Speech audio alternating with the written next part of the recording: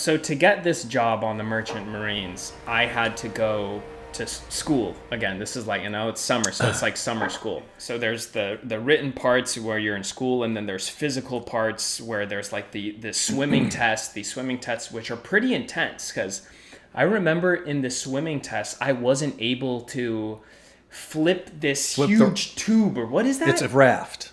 There's this raft. And one of the things you have to do is be able to flip the raft on your own. And this raft is like 20 feet big.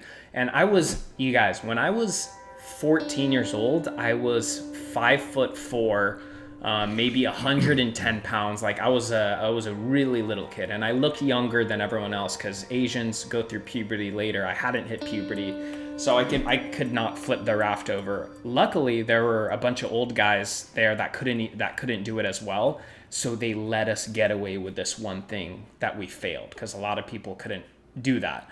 Going back to the written exam, there were a group of Filipinos. There were like 4 or 5 of them in class.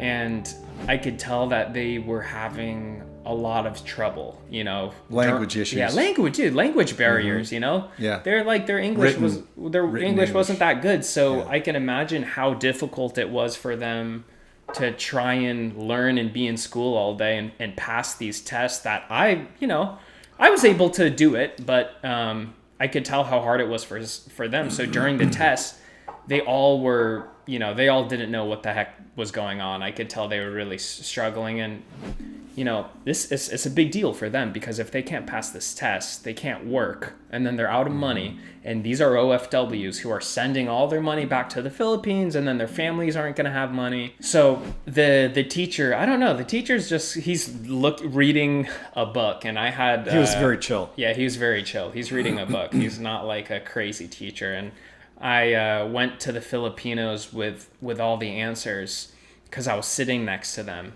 And then I was giving them all the answers, just like a kid in middle school who cheats on tests.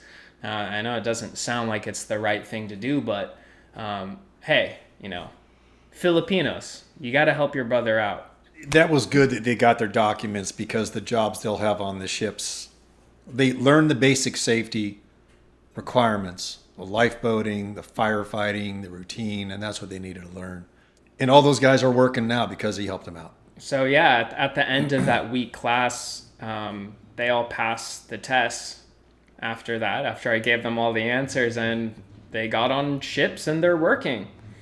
And I don't feel bad. I hope they watch this. Yeah, I don't feel bad about it whatsoever, because I don't believe that the system is perfect. And I think this group of guys can work better than other people, and they're nice.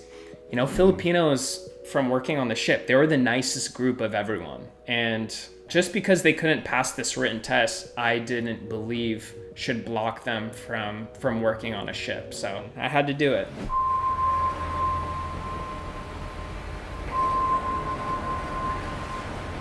My job on the ship was, I was called a wiper, and I was part of the engine department. It's just machinery everywhere. It's really cool. It's like Charlie and the Chocolate Factory, but instead of candy, it's just like machinery of different colors and shapes and sizes. I remember the most disgusting thing that happened to me on No, I don't, yeah. Yeah, was the poop story. This isn't the Dylan Efron poop story. This is another poop story. I have a lot of poop stories, apparently. So when the ship gets into port, you take a hose from the sewage plant on the ship, and you connect it to the sewage on the shore through a piping. So Wil had to go down, unfurl the hose from the ship down to the pier, and hook it up to the shore connection. Yeah, this hose or tube or whatever you call it, I remember was almost the size of my head. And it was me and the other wiper, and we had to disconnect it and connect it to the shore and everything. Basically, we're transferring all the sewage. All the poop, piss, and everything in the toilets and the showers, we were draining it on shore. And the moment I remember, I unhooked the hose, and it just started shooting all over me. So I was getting super soaked with piss and poop and everything. Sewage. Just drenched. Black water. Sewage all over me. And it's so powerful, we couldn't turn it off. So I'm just yelling, turn it off, turn it off, turn it off. I took a bath in poop, which actually, that was the first time I did that. I swam in the Pasig River. Watch the entire episode for free only on Spotify.